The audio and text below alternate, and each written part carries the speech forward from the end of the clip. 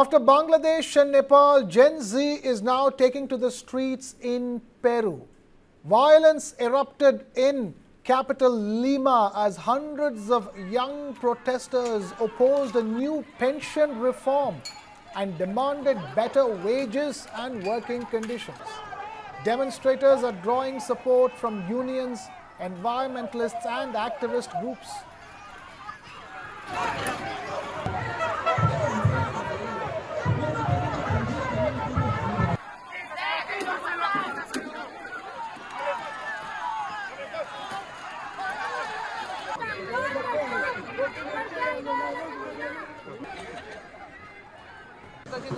The unrest comes amidst deepening political turmoil following the suspension of Attorney General Delia Espinoza, who had accused lawmakers, ministers and even President Dina Boluarte of corruption.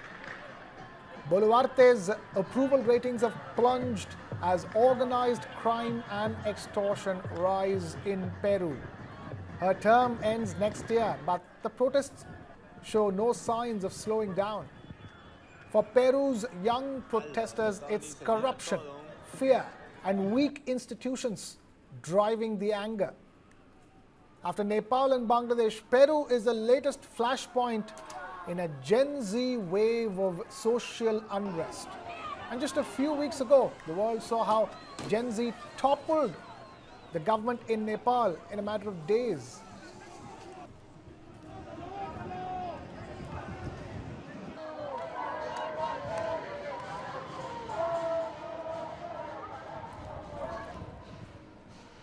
And now we have Dr. Amalendu Mishra, Professor of International Politics at Lancaster University, joining us live from Lancaster. Dr. Amalendu Mishra, thank you for being with us here on News 9. Once upon a time across the Middle East, you saw a wave of protests across countries, one theme protests against government and the establishment. You saw it happening in one West Asian nation after another. This time around, the commonality, it is not geography, but the commonality is that it is the Gen Z rising against the establishment from as far as Asia to Latin America. Hi, good afternoon. Indeed, that is really the case that we witness. In fact, the youth do not seem to have the same degree of patience like their fathers and parents' generations. The challenges that they face are different from the challenges that their parents were facing. That's the first point.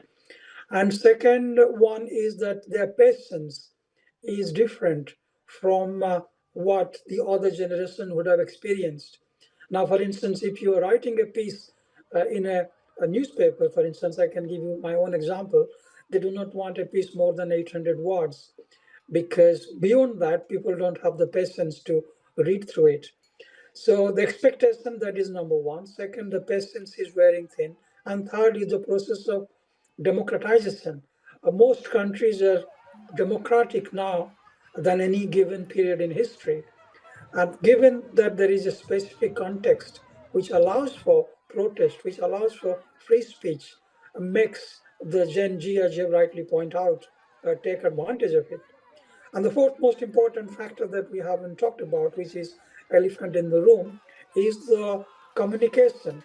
The ease of communication that we have experienced or we are experiencing at the moment is unprecedented.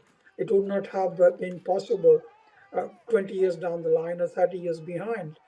When I was writing an email, I had to wait for days to get a reply. But now everything is on social media. Within seconds, everyone is connected and people assemble. So that ease of contacting each other to vent your anger through the social media, then coming out onto the street, is something that facilitates as well. So first one is expectation, second one is impatience, third one is democratization, and the fourth one is social media.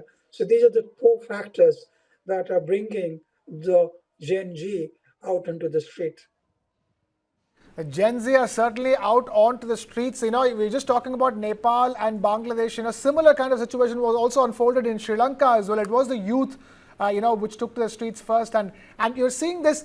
Do you see this as a product of what the global economy is going through, and that impacting especially developing nations, especially nations whose economies are severely impacted by the global constraints?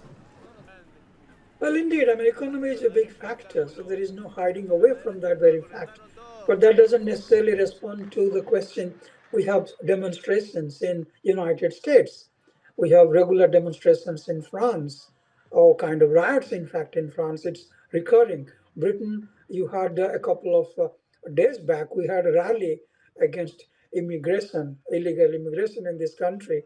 So that shows that it is not just economy, but whatever is the issue for the moment or at the moment that kind of galvanizes a kind of public anger. So the expectation point that I made a little earlier is such that kind of links to that. For instance, if it is in the United States, it will be something to do with climate change, perhaps. If it is in France, it has to do with unemployment. And in developing countries, or let's say, for example, underdeveloped countries, it has mostly to do with corruption, it has mostly to do with economic challenges, and that's what we saw in Nepal, and economic challenges we saw in Sri Lanka. So the mismanagement, the expectation point that I made earlier is matched here.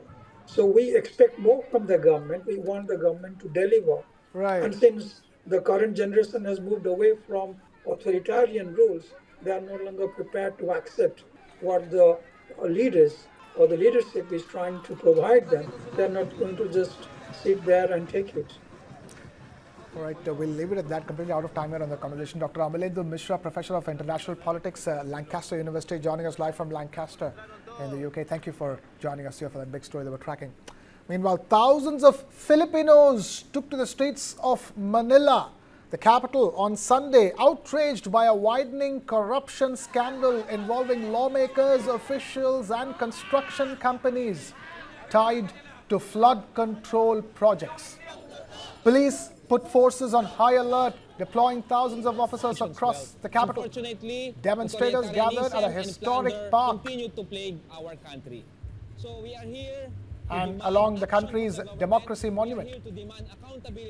Organizers say it could be the country's biggest anti-corruption protest in years.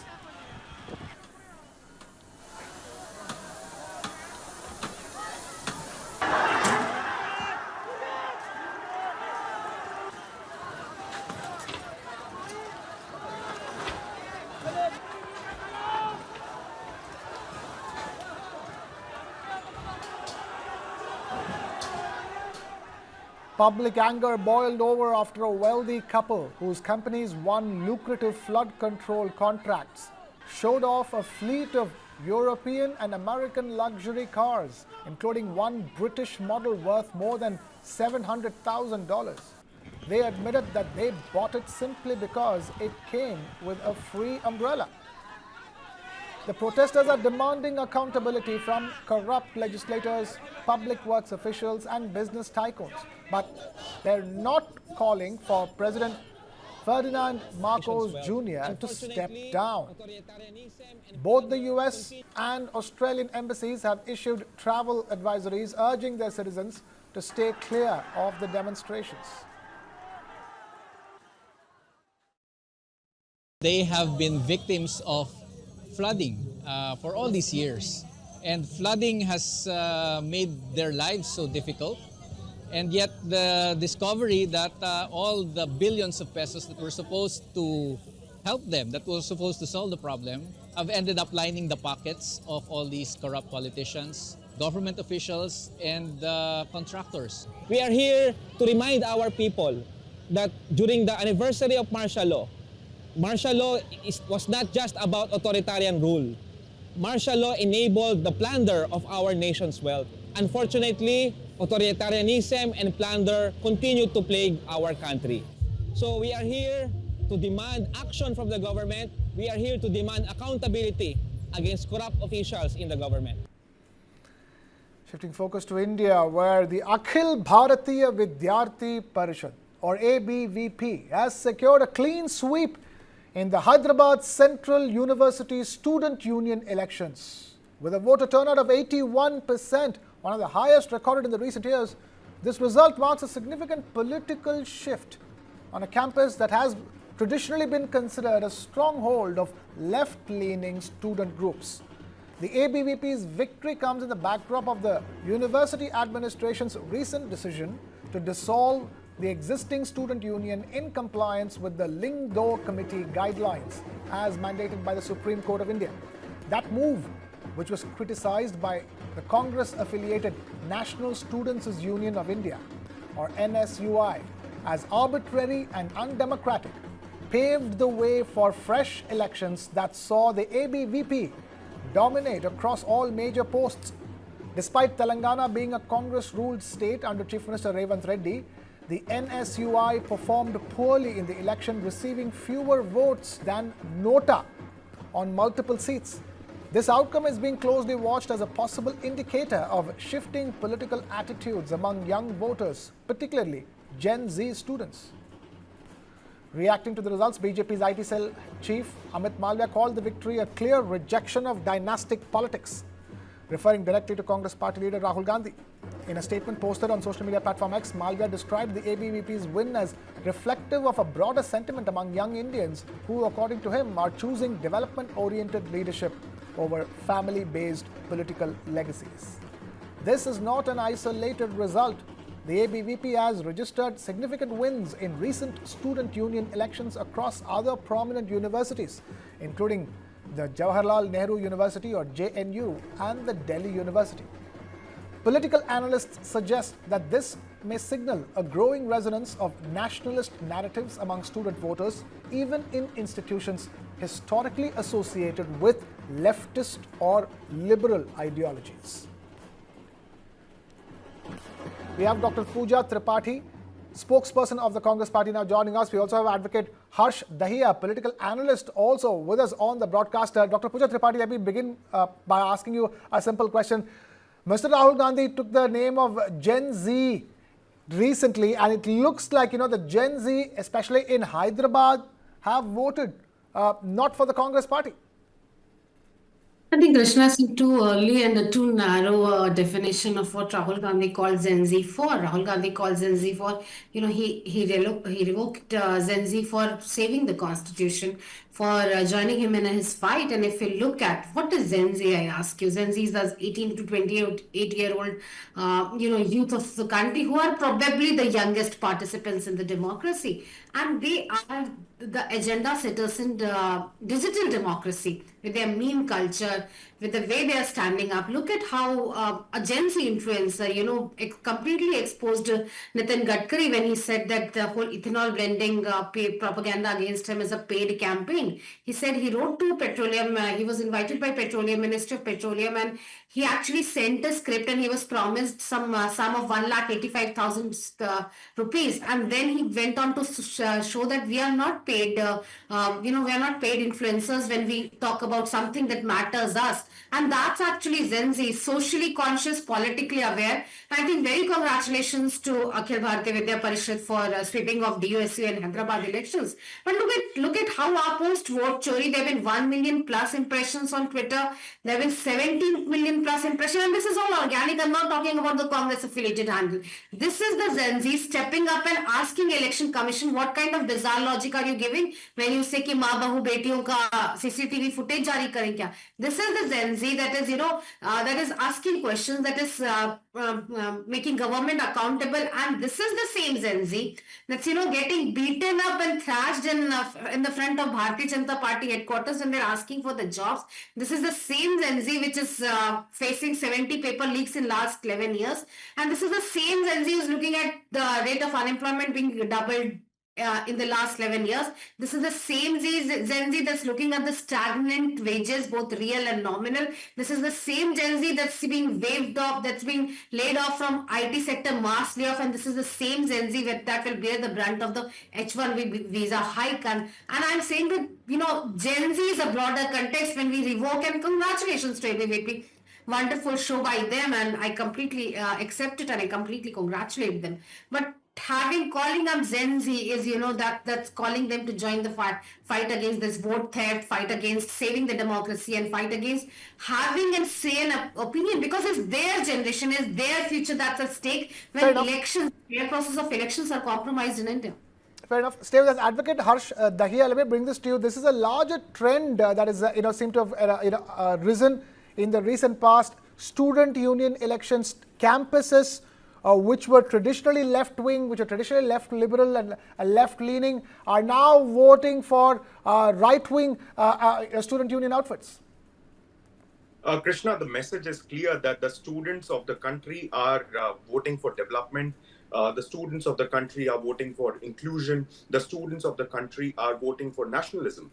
And my sincere sympathies with Congress and Rahul Gandhi, because I feel that his stars are doomed. He should definitely consult some astrologer, because imagine like how funny it is that on one day he tweets that he stands with the youth, he stands with Gen Z, and on the same day NSUI loses DUSU elections, and on the very next day they lose Hyderabad University elections as well. Means the irony cannot be stronger than this, and this definitely portrays that his stars are doomed, and he should definitely consult an astrologer. And like I said in one of my debates yesterday, that Rahul Gandhi says that he stands with the youth, he stands with Gen Z, but he's standing alone, because the youth, the Gen Z, the millennials are definitely not standing with him. The result of Hyderabad University, the result of DUSU, the result of Punjab University is clear indication that the youth has rejected Congress, the youth has rejected NSUI, and the youth has completely rejected the leadership of Rahul Gandhi. Rahul Gandhi is trying to stir protest in the country by using such terms. He wants to play out the playbook of Nepal in India. But the good thing is that BJP and Prime Minister Modi are quite popular amongst the youth, and that doesn't seem to be happening, because the youth definitely came out once in protest against corruption, but that was against Congress ruled government back then. In Anna Hazare movement, it was the youth that came out on the streets against dynasty politics, against corruption, which Rahul Gandhi and Congress are the biggest symbols of. Even if today the youth comes out on streets, it won't be against BJP or Narendra Modi government, but it would be against Rahul Gandhi and his dynasty politics. And at 55, Rahul Gandhi portrays himself as a youth leader. Then he's mistaken. From last 30 years, we are hearing that, oh, Rahul Gandhi is coming, Rahul Gandhi ka launch hone wala hai, Rahul Gandhi kuch bada karne wale hain, Rahul Gandhi youth leader hai from last 30 years. Then what kind of youth leader is he, that at 55 he has been unable to prove anything? He has been unable to do nothing in politics. Fair enough. And Point in 5 taken. years he should retire probably at 60, and he should give chance to someone like more veteran and more dedicated congressman who can prove to be a good opposition, rather than Rahul Gandhi, who just was doing mimicry of opposition in the country. Okay. I'm going to take this back to Dr. Pooja Tripathi. Dr. Pooja Tripathi, the issue here is that this latest instance of a student of a campus voting for ABVP, a students' union voting for ABVP, has happened in Telangana, a state that is ruled by the Congress party. Questions will be raised on what exactly went wrong over there. Was it a lack of enough of an effort from the Chief Minister over there, from Mr. Revanth Reddy? Yeah, the brainstorming would be there. Then why did we lose elections? I understand there have been some legit reasons for DUSU, and I want to know about the Hyderabad elections, and we'll completely do it. But for now, let's take a Bharatiya Janata Party patta and give it to Advocate Dahiya. It looks less like a political analyst. This was not a Rahul Gandhi bashing, and I want to remind him that for having an astrologer, having a paid happy birthday Modi ji, my Modi story campaign, the days of it are over.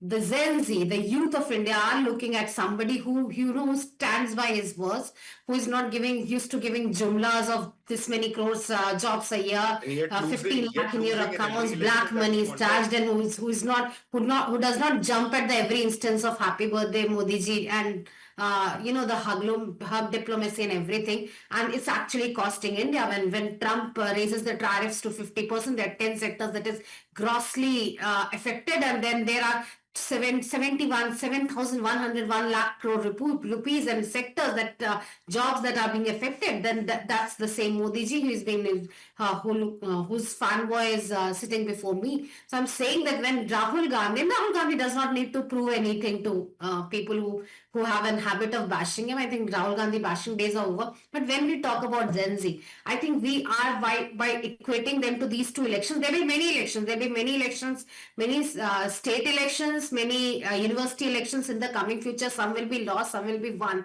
But what we are broadly implying is your future generation is at stake. When election process is not fair, it's not free, and it's compromised to the level that Rahul Gandhi has been exposing. And he has not been exposing, been exposing with ample proof. In the last presser, he actually brought people on the stage who had no idea why their phones were being, how their phones were being used to delete the voters. And that's what Rahul Gandhi is doing. That's where he's asking the people who are active in the digital democracy, the agenda setters in the digital democracy, who are active participants in democracy, to come up, raise and ask questions.